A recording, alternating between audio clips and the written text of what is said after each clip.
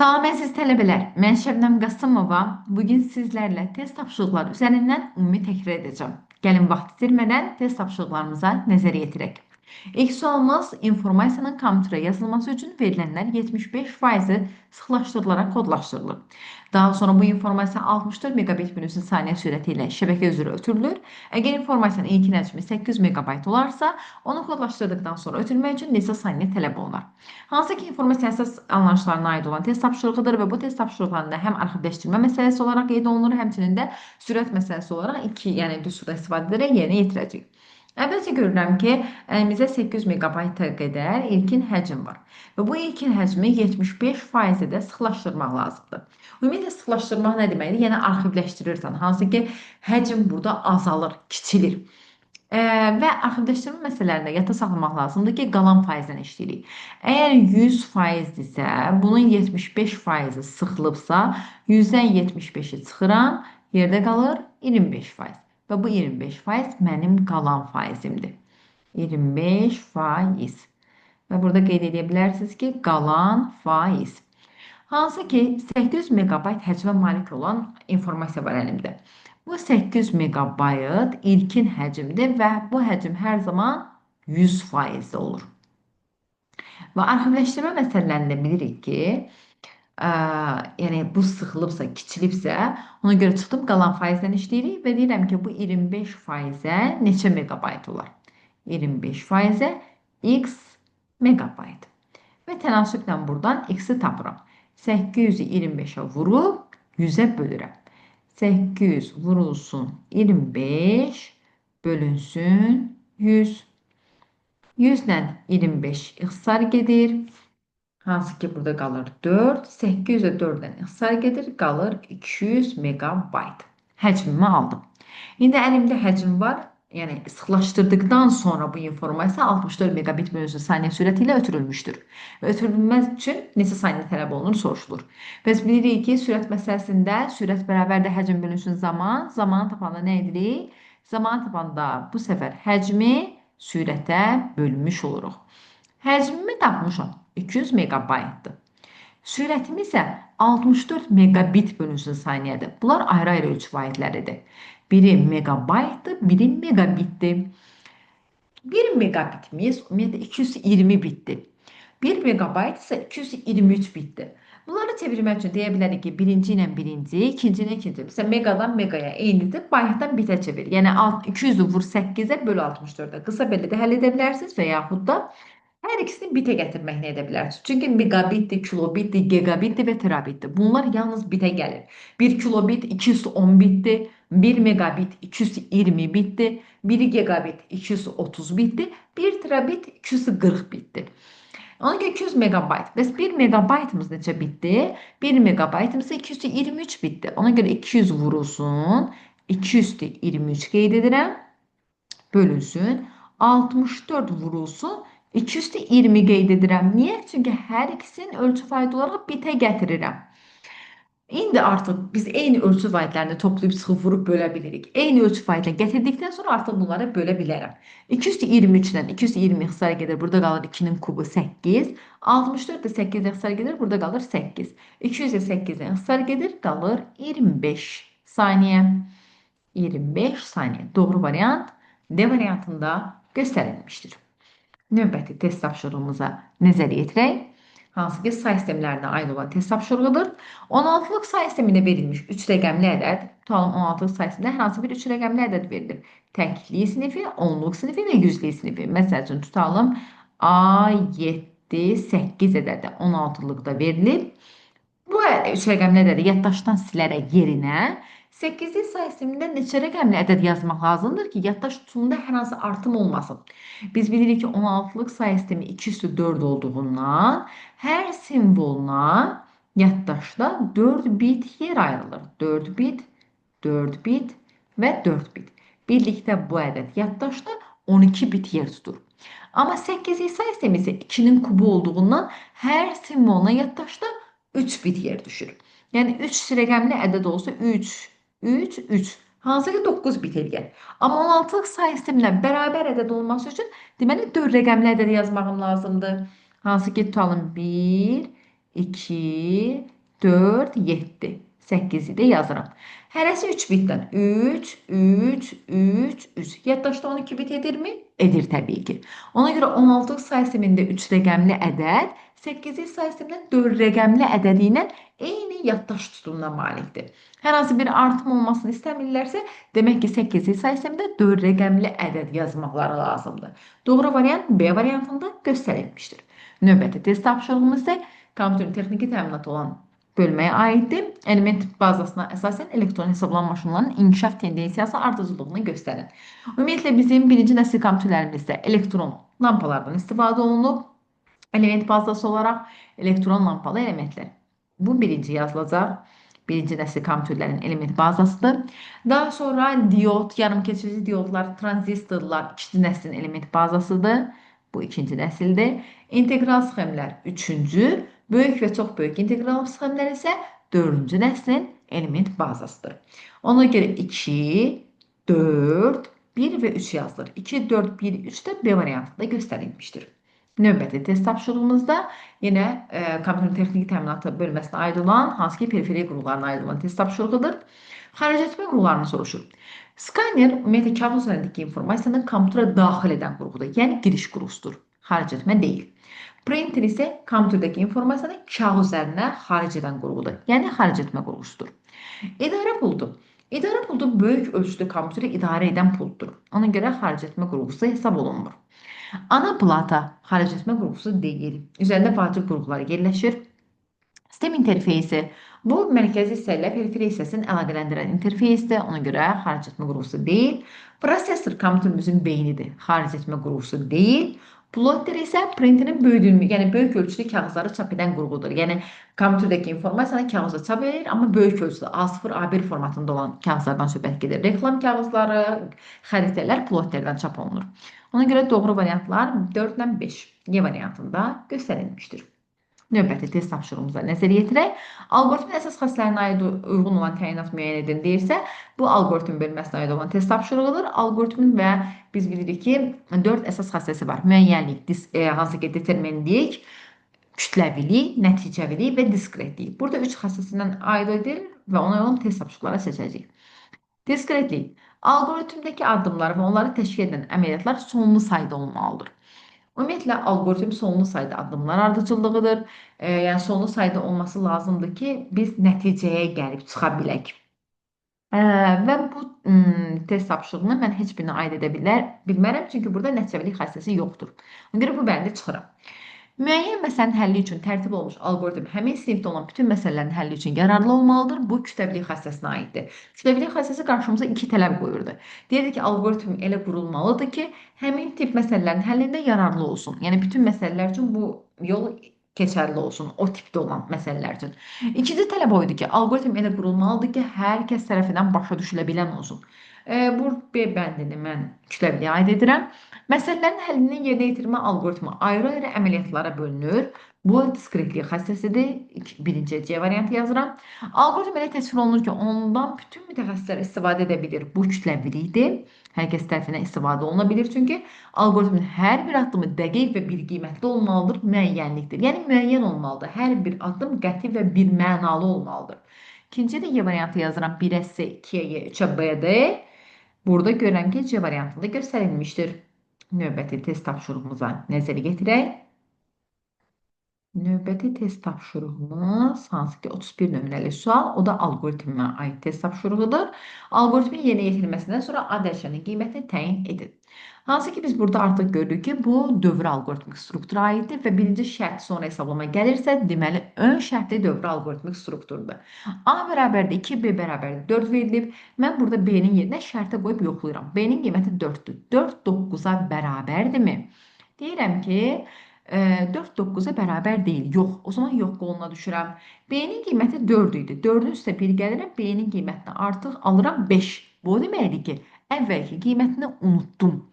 Hər sonraki addım əvvəlki qiymətin unudulmasına səbəb olur. Düşürəm aşağı. A bərabərdə A vurulsun 2 yazılıb. A-nın qiyməti 2 idi. 2-ni 2-yə vururam. A-nın qiyməti edir 4. A-nın əvvəlki qiymətini unutdum. Və bu ox məni təzədən yenidən dövrə qaytarır. B-nin qiyməti artıq 5-dir. 5 9-a bərabərdirmi? Yenə yox. B-nin yerinə 5 qoyuram. 5-in üstünə 1 gəlirəm. B-ni alıram 6. Əvvəlki qiymət unudulur. A-nın qiyməti 4-də qalmışdım. 4-ü 2-yə vururam. Alıram 8. Əvvəlki qiymət unuduldu. Qayıdıram yuxarıya. B-nin qiyməti artıq 6-dır. 6 9-a bərabərdirmi? Yenə yox. 6-nın üstünə 1 gəlirəm. Alıram B-ni 7. Əvvəlki qiymət unuduldu. Ayın isə 8-ə qalmışam. 8-i 2-yə vururam, alıram 16. Yenə qayıdıram yuxarıya. 7 9-a bərabərdirmi? Yerə yox. 7-ni 1 vayda artıram, alıram 8. 16-nı 2-yə vururam, alıram 32. Yenidən qalxıram yuxarıya. 8 9-a bərabərdirmi? Yox. 8-i 1 vayda artıram, alıram 9. 32-ni 2-yə vururam, bu səfər alıram 64. Yenə qayıdıram yuxarıya. 9 9-a bərabərdirmi?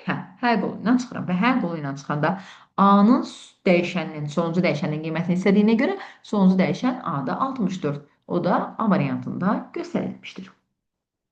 Növbəti test tapşırığımıza nəzər yetirək. 32 nömrəli sualdır. İnstrumental proqram təminatına aid olan proqramlaşdırma vasitələrini seçin deyir. Ümumiyyətlə, biz bilirik ki, proqram təminatı 3 qrupa bölünür. Sistem proqram, tətbiqi proqram və instrumental proqram təminatı. İnstrumental proqram təminatı nə deməkdir? Yəni, ümumiyyətlə, yeni proqramlar yaratmaq məqsədilə istifadə olunan proqramlar toplusudur. Və bura aid proqramlaşdırma dilləri, daha sonra burada ümumiyyətlə translator, kompilyator, interpretator bölümü, yəni maşın dilinə çevirmək üçün istifadə olunur. Case texnologiyası bunlara aiddir. İndi case texnologiyası instrumental proqramlarda var. Antivirus proqramları biz bunu sistem proqram təminatında keçmişik, servis qolunda. Kompilyatorlar ümumiyyətlə maşın dilinə olan proqramı, yəni proqramlaşdırma dilinə çevirmək üçün birbaşa tərcümə edir. Var. Interpretator isə hər bir operatoru ayrılıqda tərcümə edir. Arxivator sistem proqram təminatına aiddir. Interpretatorlar da dediyim kimi tərcümə edir. Hər bir operatora ayrılıqda. Əməliyyat örtükləri sistemdir. Translator ümumiyyətlə kodu maşın dilinə çevirmək üçündür. Ona görə bu doğrudur. Elektron cədvəllər isə tətbiqi proqram təminatına aiddir. Ona görə doğru variantlar 1, 3, 5 və 7-ci bəndlərdə göstərilib. O da C variantında əks olunmuşdur. Növbəti test tapşırığımıza baxaq. Sxemdə C diskinin iyerarxik strukturu göstərilmişdir. Pin.exe faylının tam adını müəyyən edin. Əvvəlcə baxaq görə pin.exe faylı hardadır? Pin.exe faylı görürük ki, baxın buradadır. Bura düşmək üçün nə edirəm? Əvvəlcə C diski açılır. Burada imanov, fin.com faylı və priv qovluqları var. Mən pin.exe faylına düşürəmsə, deməli C diski, priv, privdən sonra qovluqlar var, amma mən exe qovluğuna daxil oluram. Onun üçün də pin.exe faylı. Deməli, C diski, priv, exe, pin.exe. C diski, priv, görək hansı variantlarda var. İmanovdan başlayıb, bu yanlışdır. C diski, priv, ondan sonra exe qovluğu olmalıydı. Burada exe qovluğu qeyd olunmayıb, birbaşa fayla keçilib, yanlışdır. C diski, priv, prog qovluğundan keçib, məndə prog qovluğu yoxdur burada. Exe ilə başlayıb səhvdir. C diski, priv, exe, pin.exe faylı. Və bunun arasında bir silədiş olması lazımdır. Çünki bu bir qovluqdur, bu ikinci qovluqdur. Daha sonra onun içərisində faylımızın adı, fayl ən sonunda gəlir. Doğru variant Y variantında əks olunmuşdur. Növbəti test tapşırığımıza nəzər yetirək. Kompüterə məxsus olan şəbəkə kartının MAC ünvanı 16 say sistemində verilib bu formada. İkili say sistemində aşağıdakı kodların köməyi ilə bu ünvan hansı ardıcıllıqla təsvir etmək olar? Ümumiyyətlə 16 say sistemindən ikili say sisteminə keçid eləmək üçün 8, 4, 2, 1 qaydasından istifadə edirdik. 8, 4, 2, 1. Bu ədədləri tək-tək işləyirik. 12. Ümumiyyətlə, MAC ünvan 6 hissədən ibarət olur. 1, 2, 3, 4, 5 və 6. Və yalnız 16 say sisteminin simvolları olur. 2, 2 yazılır. Aralarında gətirək 2 nöqtə ola bilər. Əvvəlcə 12-ni çevirək. 12-ni necə düzəldirik? Əvvəl 1-i düzəldirik. 1 elə 1-in özü ilə düzəlir. Yəni, hansı rəqəmlə istifadə edib düzəldirəmsə 1 yazıram, digərlərinə istifadə etməklikdə 0 qeyd edirəm. 2-ni nə ilə düzəldirəm? Elə 2-nin özü ilə digərlərinə istifadə etmədim deyə yerinə 0-lar qeyd edirəm. Deməli, bu ədədin kodu necə olur? 0, 0, 0, 1, 0, 0, 1, 0. Əvvəlcə 1-in qiymətini yazdım, eyni ardıcılığından sonra 2-nin qiymətini yazdım. Sonra düzəltməliyəm 0 D-ni. 0 D-ni düzəltməliyəm. Burada xətt qoyum. 0 D-ni düzəltməliyəm. 0 nə deməkdir? Bunların heç birindən düzəlmir. Deməli, mən bura düz 4 dənə 0 yazacağım. D-ni isə düzəldirəm. D 13 deməkdir. 13-ü düzəltmək üçün 8, 4, 1 rəqəmlərini istifadə edirəm. Onda 1, 1, 0, 1-dən istifadə edirəm. İndi əvvəlcə 12-ni düzəltmişdim. 12 görək burada hansı variantlar da var. 0, 0, 0, 0, 0, 0, 1, 0, 0, 10, 0. Deməli 2 ilə başlayacaq. Birinci 2 gələcək. 2 ilə gələn bir variant var. Artıq demək olar variant çıxdı. Amma mən ikincini də düzəltmişəm deyə ikinciyə də baxıram. 4 dənə 0, 11, 01. 4 dənə 0, 11, 01, sonra 5 gəlir. Aha. Sonra 4 anı bu qayda ilə düzəldilər. 4-ü nədən düzəldilər? 4-ün özündən. 0, 1, 0, 0. 0, 1, 0, 0-da burada üçüncü bənddə görürsünüz. A da 10 deməkdir. 8-dən ikinci əmindən 1, 0, 1, 0.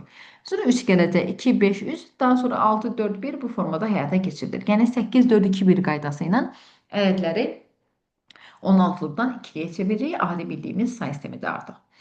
Növbəti test tapşırığına nəzər yetirək. Növbəti test tapşırığında File Explorer pəncərəsində verilmiş fraqmentdə işarələnmiş hissənin təyinatı nədir? Burada görürük ki, file name extension işarələnib. Bu nə üçündür? Bu faylların genişlənməsini göstərmək üçündür. Faylların genişlənməsinin göstərilməsini təmin edir. Doğru variant D variantında əks olunub. File Explorer qovluğuna nəzər yetirək. File Explorer qovluğunda buradan View-dan baxa bilərsiniz burada Show hissəsinə. Burada File name extension-ı tıkladıqda siz fayllarınızın məsələn genişlənməsi docx, pdf, xlsx, bütün faylların genişlənməsini görürsünüz. Amma mən indi bunu bağladığım zaman isə baxın, genişləmələrin heç birini görməyəcəksiniz. Yəni bu formada. Copy shortcut faylı görürsünüz, amma bu faylların genişləmələrini görmürsünüz. Belə, yəni faylların genişlənməsini göstərir. Doğru variant D variantında əks olunmuşdur. Növbəti test tapşırığına baxaq print məsələsində. Bunu biraz uzaqlaşdıraq ki, daha yaxşı görək, daha yaxından görək. Bu fraqmentə görə print edilmiş səhifə çap olunar. Deməli, biz baxırıq ki, burada custom print verilir. Aha, 1, 3-dən 5-ə, 7-dən 12-yə səhifələrdən söhbət gedir. Əvvəlcə müəyyənləşdirək, əlimizdə neçə səhifə var. 1, bir dənə səhifə, 5-dən 3-ü çıxıb, üzərinə 1 vaid gəlirəm. Yəni, bunu vərəqləri saymayla da tapa bilərik. 5-dən 3 çıxıb üzərinə 1 gəldikdə, 3 vərəq buradan, bir dənə də vərəq buradan. 1, 3-də gələn üçün 4 vərəqim var. 12-dən 7 çıxıb üzərinə 1 gəldikdə də burada 6 vərəq edir. 1-in üstə 3 gələndə 4, 4-ün üstə 6 gələndə 10 dənə əlimdə vərəq var. Vərəq sayını müəyyənləşdirdim. 10 vərəq. 10 A4'üm var. Birinci bunu yerinə yetirdikdən sonra ikinci bura düşürük. Yəni neçə A4'ü 1 A4'də birləşdiriblər. 1 px bölüşüdür. Yəni 1 A4 elə 1 A4 vərəqindədir. Yəni onu yenə də hər ehtimala qarşı 1-ə bölürəm 10. Yəni bölməsəydə olur. Burada 2 px bölüşüdü olsaydı, yəni 2-yə bölərdim. Yəni 2 A4'ü 1 vərəqdə birləşdiriblər. Amma 1-dirsə, yəni bölməyə ehtiyac yoxdur. Struktur olaraq göstərirəm. Üçüncü baxırsınız, bir yüzlü çapdı mı, iki yüzlü çapdı mı? Görün, print one-sided, bir yüzlü çapdı. Yenə də onu bir yüzlü olanda 1-ə bölürsən. Yəni yazmasan da olar. 2 yüzlü olanda əsasən yazın. 2-yə bölmək lazımdır deyə. Yenə də bir yüzlü deyə 1-ə bölüb 10 yazdım və kopya sayına vururam. Dördüncü əməliyyat neçə nüsxə çap olunacaq? Onu vururam 3-ə və görürəm ki, 30 A4 vərəqi çapdan çıxacaq. Deməli, doğru variant A variantında göstərilmişdir. Növbəti test tapşırığımıza nəzər yetirək. 37 nömrəli sualdır. Növbəti test tapşırığımız. Aşağıda təsvir olunan paraqraf lent qrupu hansı lent tabına məxsusdur? Gəlin, paraqraf lent qrupuna baxaq.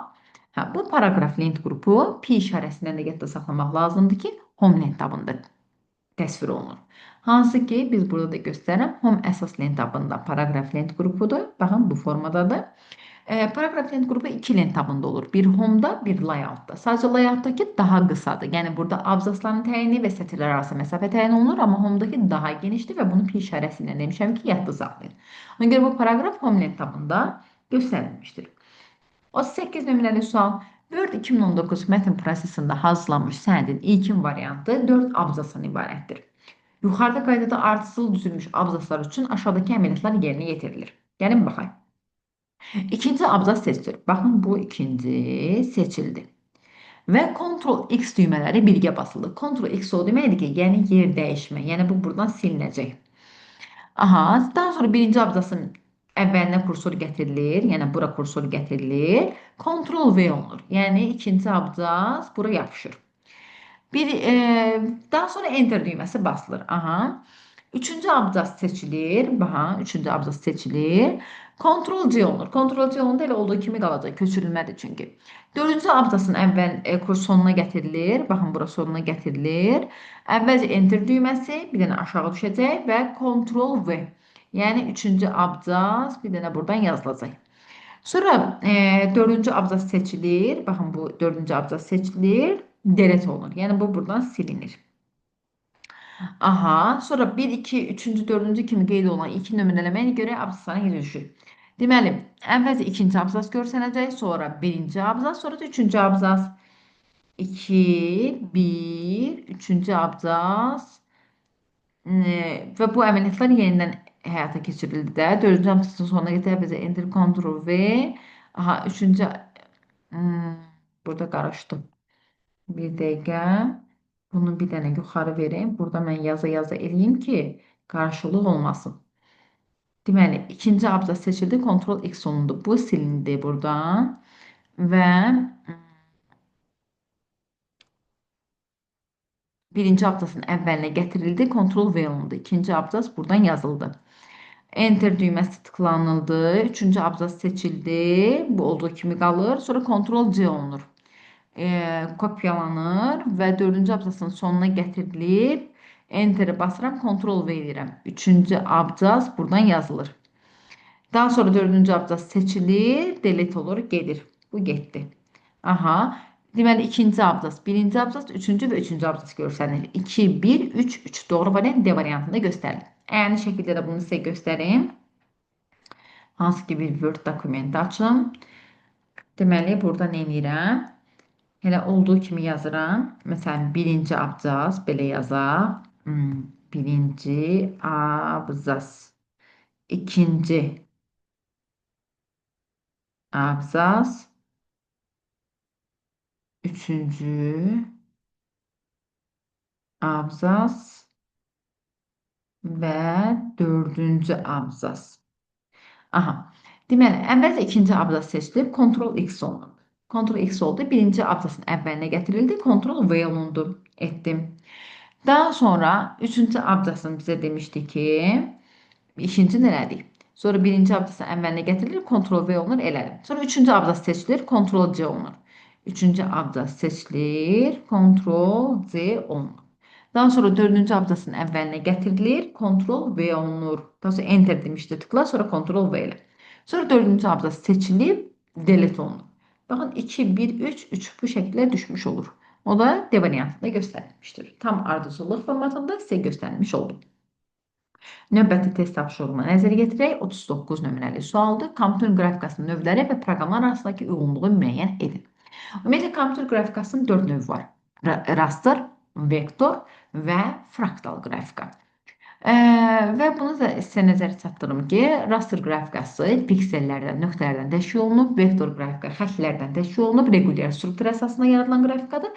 Fraktal qrafika isə avtomatik generasiya edən, yəni hansı ki təsvirlər burada avtomatik generasiya olunur. Yəni sistem təliklərinin yaradılmasında onlarda istifadə olunur. Bir də 3 ölçülü qrafika var, o haqda burada verilməyib, hansı ki 3D şəkillərin yaradılmasında kino televiziyalarda istifadə olunan qrafikadır. Raster qrafikasının proqramları yadda saxlayın ki, tərkibində Paint, Picture, Photo sözləri varsa, bilin ki, raster qrafikasının proqramlarıdır. Ona görə mən burada hansı ki görürəm ki, Corel Photo Paint sözləri varsa, məsələn, Photoshop demişəm ki, bunlar nədir? Bunlar raster qrafikasının proqramlarıdır. Ona görə 1-ə, B ilə D variantlarını qeyd edirəm. Corel Draw, Adobe Illustrator, Macromedia Freehand bunlar vektorun proqramlarıdır. Ona görə Corel Draw, Adobe Illustrator, ayla yeni yazıram vektora. Fraktal qrafikada sözlərin tərkibində art, fraktal sözləri olur. Yəni əsasən onlardan da yadda saxlaya bilərsiniz. Məsələn, art doubler ya fraktals, məsəl üçün belə yadda saxlaya bilərsiniz. Ondan sonra Case Pro var. Bu kimi proqramlar aiddir fraktal qrafikaya. Üçüncüyə yazıram C. 1-ə B-dir, ikinciyə A ilə Y, üçüncüyə C. Doğru variant A variantında göstərilmişdir. Növbəti test tapşırığımıza nəzər yetirək. 40 nömrəli sualdır. Home tabının Editing lent qrupunda fil düymə əmrləri siyahısından down əmrini icra etdikdə sütun üzrə select olunmuş xanlar hansı verilənlər əsasında doldurulur? Ümumiyyətlə down edirəmsə, yuxarıdakı xanaya daxil edilmiş verilənlərlə doldurulmuş olur. Gəlin bunu Excel-də sizə göstərim. Hansı ki, mən burada birdən ədədlər düzəcəm. Daha sonra Home tabında burada mən Editing lent qrupunda filin daxilində burada down var. Down etdiyim zaman yuxarıdan aşağıya doğru verilənlərlə gördüyünüz kimi doldurulmuş olur. Yuxarıdakı xanaya daxil edilmiş verilənlərlə doldurulur. Doğru variant D variantında göstərilmişdir. Növbəti sualımız da Excel-ə aiddir. Hansı ki, şəkildəki diaqramı qurmaq üçün ilk növbədə cədvəldə hansı diapazonu seçmək lazımdır soruşulur. Bu bizim cədvəlimizdir və bu diaqram qurduq. Diaqramda mən adları görürəm, da soyadları görürəm. Bir də 18, onun nəyin görürəm? 18, 6, 4, 2, 1. Hansı ki, bunun qiymətləri deyək ki, 8, 6, 4, 2. Qiymət siyahısına baxaq. Məsələn, gəlib burada 9-la arasında qalıb. Qiymət 9. Məsələn, Əlizadə. Məmmədli qalıb 6 ilə 8-in arasında 7. Vəlixanlı məsələn 6 alıb, həqiqətən də elədi. İbrahimli 8 alıb, elədi. Qasımzadə 9 alıb, düzdür. Rızazadə də 7 alıb. Hə, tamamilə doğrudur. Deməli, biz burada soyadlar və qiymətlər üzrə diaqram görürük.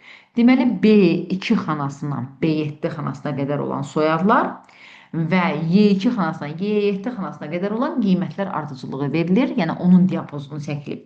Ona görə B2-dən B7, Y2-dən Y7 aralığının diapazonu verildiyinə görə o xanalar nəzərə alınır. Doğru variant A variantında göstərilir. 42 nömrəli suala nəzər yetirək. Kontekstual ribbon tabs alət tablarını seçin deyir. Hansı ki, bizim PowerPoint-umuzda kontekstual lent tablarımız hansılardır? Söhbət onlardan gedir.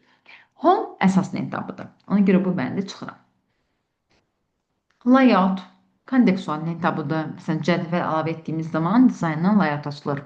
Transition əsas lent tabıdır. Format kontekstual lent tabıdır. Şəkillər əlavə etdiyimiz zaman açılır. Animation əsasdır. Slideshow əsasdır. Deməli, 2 ilə 4 doğru variant A variantında göstərilmişdir. Növbəti test tapşırığımıza nəzər yetirək. Samur, Təngərə çaylar haqqında müəyyən edilmiş sorğu nəticələri 4800, 1600, 5400, 2200 olduğu halda aşağıdakı sorğulardan hansı bu nəticələrin doğruluğunu sübut edər? Və biz görürük ki, Samur və Təngərüd çaylarıdır. Yəni, bu iki çay üçün sorğu nəticələri verilir. Hansı ki 4800, 1600, 5400, 2200 olduğu halda hansı sorğunu göndərməyə lazımdır? Samur and Təngərüd yazdıq. Yəni, bu iki çayların kəsişməsi qeyd olunub. Və mən görürəm ki, Samurdan Təngərüdü çıxanda Samurla Təngərüdün birləşməsi olsun. 4800 və 1600. Bunun cəmi bizə neçə verir? 6400. 5400 ilə 2200-ün cəmi də 7400. Arada gəlir ki, 1000 fərq var. Demək ki, bundan bunu çıxanda çıxılsın, bundan bunun birləşməsi ola bilməz. Samur or Təngərüd. Bunların birləşməsi bərabərdir. Bu çayları toplayın. O da mümkün deyil. Eyni cəmə bərabər deyil. Bu çayların birləşməsi bərabərdir. Samur Təngərüd. Samur Təngərüd 4800, 1600 çıxılsın. 5400, 2200. Hansı ki 5400-dən 2200 çıxanda qalır 3200. 3200, 4800-ün üzərinə gələndə 1600, 6400 edir. Ondan da 3200-ü çıxanda həqiqətən də 3200-ə bərabərdir. Aha, bu doğru variantdır deməli. Hansı ki Samura 4800, Təngərüdə 1600 verirəmsə, yəni bunların cəmi 6400-isə və mən bilirəm ki, çıxılsın. Samura and Təngərüd. Bunların da ki, hansı ki kəsişməsi mənə bərabər olur nəyə? Samur and Təngərüd 5400-dən 2200-ü çıxıram, 3200 qalır. 6400-dən də 3200-ü çıxıram, 3200-ə bərabər olmuş olur. Həm elə düşünə bilərik, həm də ümumi, məsəl üçün 6400-ə bərabərdirsə, demək ki, iki çayın kəsişməsi, iki çayın toplanmasından çıxanda eyni nəticəyə bərabər olması lazımdır. Ona görə doğru variant C variantında göstərilmişdir. Hansı ki,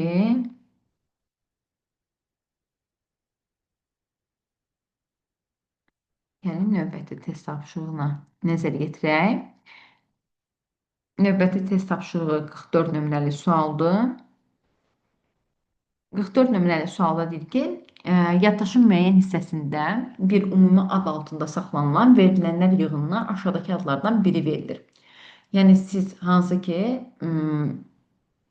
xarici yaddaşda saxlanılan verilənlər yığını adlandırdığınız nə idi? Təbii ki, fayl idi.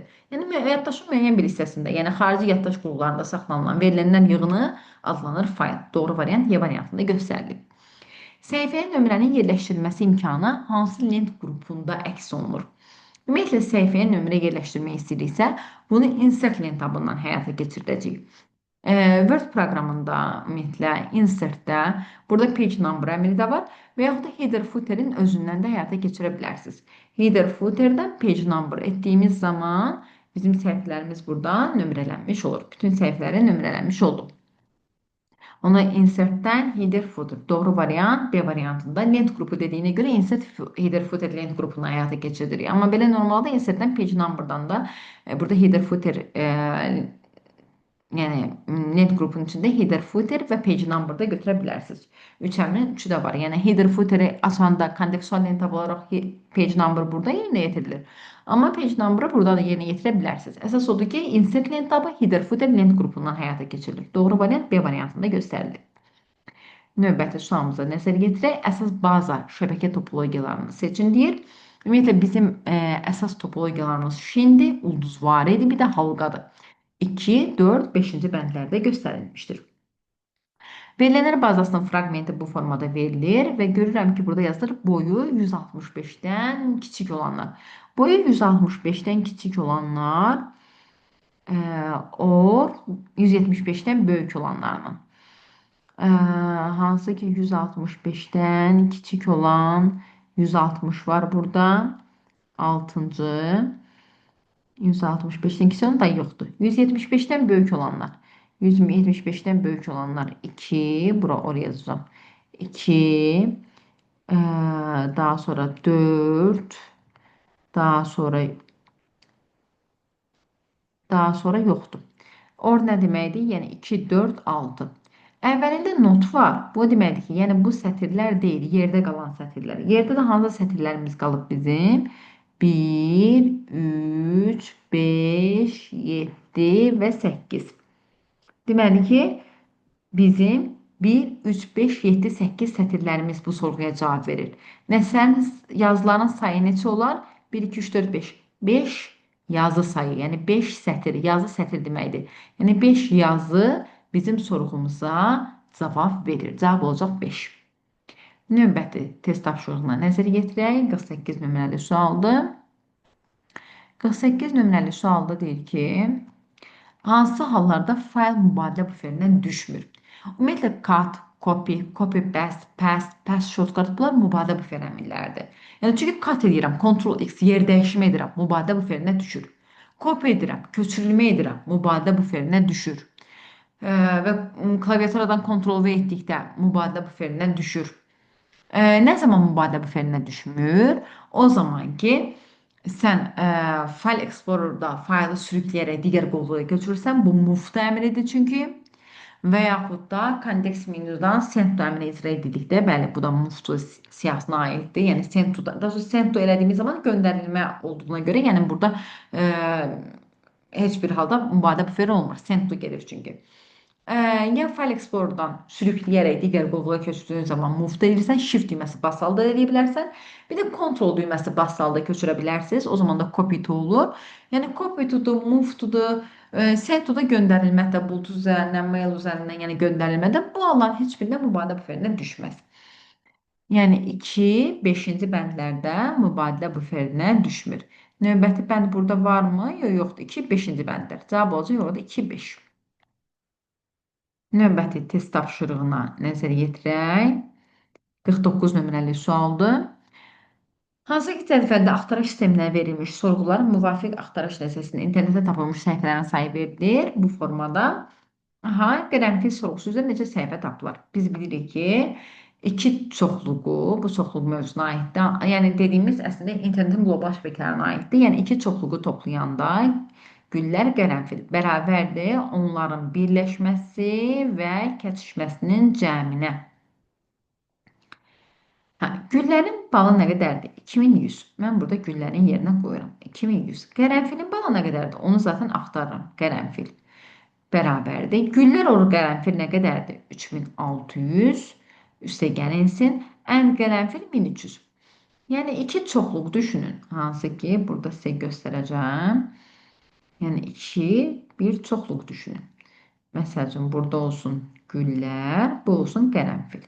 Güllərin balı tutalım 2100, qərənfilin payını bilmirəm. Ən kəsişməsi 1300, toplamda 3600-dür. Deməli, mən iki çoxluğu toplayıb bərabər eləməliyəm. Onların birləşməsi ilə kəsişməsinin cəminə. Və buradan qərənfili tapmış oluram. 3600 üzərində 1300 gəlirəm 4900, ondan da 2100-ü çıxıram, alıram 2800. Deməli, qərənfilə 2800 qədər məlumat düşür. Çünki siz or eləyəndə həm güllərə, həm qərənfilə aid məlumatlar çıxır. Ən dilində kəsişməsi. Güllər olanda güllərə aid, qərənfil olanda qərənfilə aid məlumatlar daxil olmuş olur, internetdə göstərilir. Daha sonra 50 nömrəli test tapşırığı uyğunluğu müəyyən edin. Slice tables, Teams lent qrup tabları, yəni bu lent qrupları hansı lent tablarında göstərilmişdir. Slice lent qrupunu home lent tabında qarşınıza keçirir. Burada home olmalı idi. Ona görə birinci yazırıq C variantı. Table'ları insertdə qarşımıza çıxıb 2-yə yazacağım A variantı. Temalardakı dizaynda olur. 3-ə də yazıram D variantı. 1 isə 2A, 3-də. Bunu əyani şəkildə PowerPoint-da da sizə göstərə bilərəm. PowerPoint proqramında Slides-lar lent qrupu Home-dadır. Tables lent qrupu Insert-dədir. Temalar lent qrupu isə Design-dadır. Suallarımız haqqında bu qədər.